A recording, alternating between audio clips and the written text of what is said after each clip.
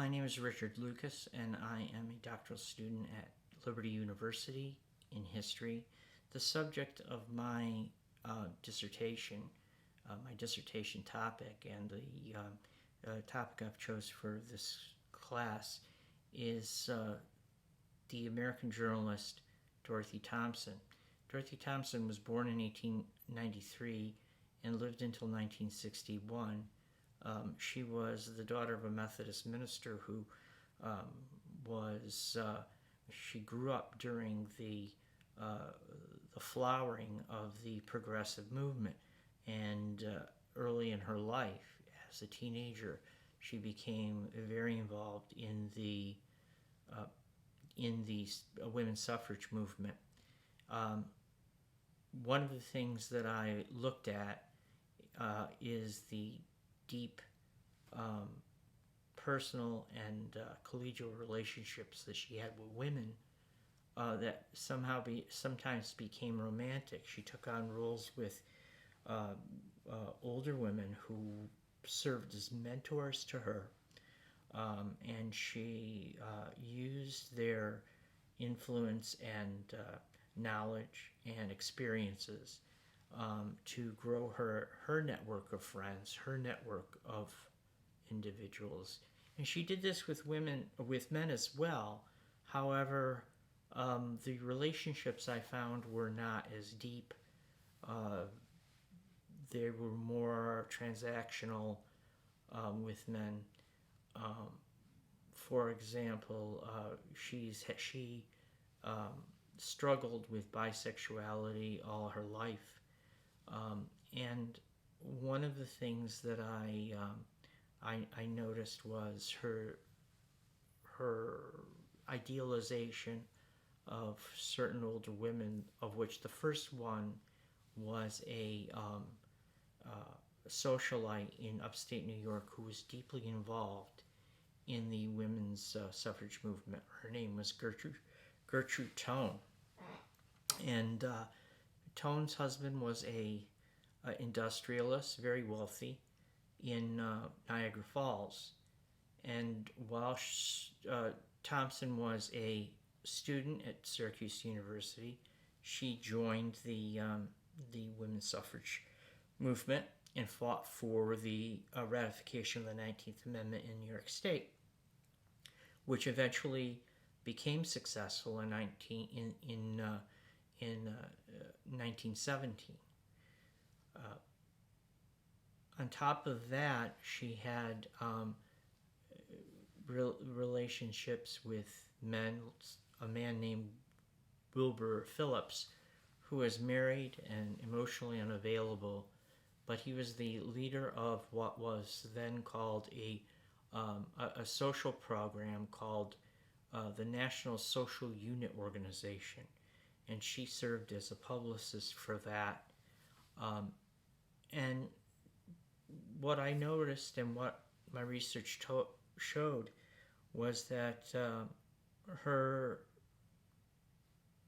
connection to a man like Phillips was nowhere near as long-lasting or valued as her relations to Gertrude Tone.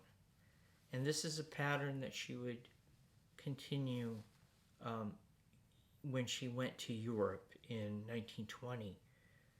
She became enthused with a woman in Vienna named Eugenia Schwarzwald.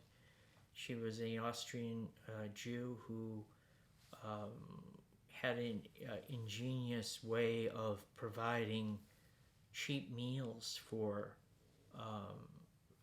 impoverished Austrians after the Great War. Of course, during the Versailles era, the inflation, there was vast unemployment, people were starving, and Schwarzwald found these ways of being able to keep people going despite the poverty, despite the unemployment, despite the inflation. She was a remarkable woman who was one of the few women in Austria who had a PhD. And her importance is not just because of the way Dorothy Thompson emulated her, felt about her, or her close relationship with her. What is important is that Thompson would later watch how she functioned.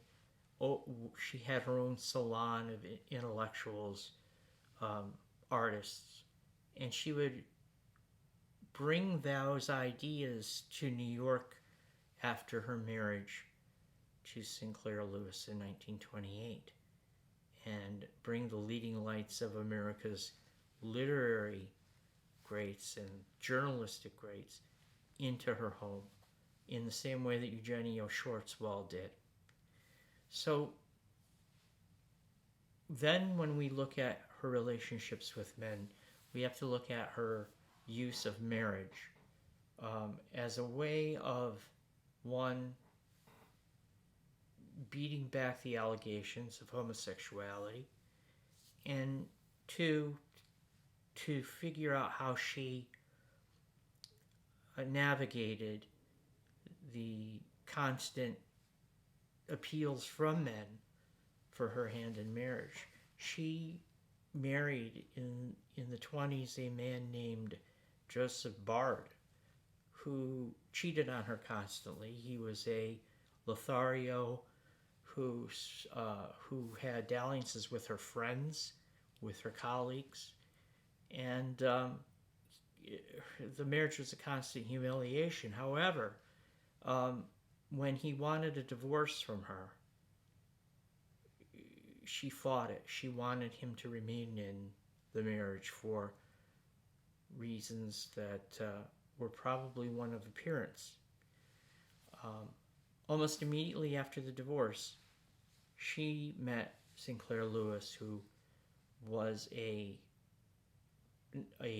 world-famous novelist who wanted to marry her almost immediately, and had a reputation of being a alcoholic who had caused a lot of issues in bars and restaurants throughout the U.S. and Europe. So they were married in 1928. Nevertheless, the marriage disintegrated rapidly, and she remained married to him till 1942. They didn't live together after 1937. So what we have here are marriages, the institution of marriage and heterosexual marriage being used almost as a cover for the real life of Dorothy Thompson. Dorothy Thompson was bisexual, largely lesbian, and what I look at are the women that she associated with, the depth of those relationships, and probably the greatest one, her relationship with the novelist and playwright of Madchen in uniform, Krista Winslow, who she had a rather long relationship during her marriage to Lewis in 1934-35.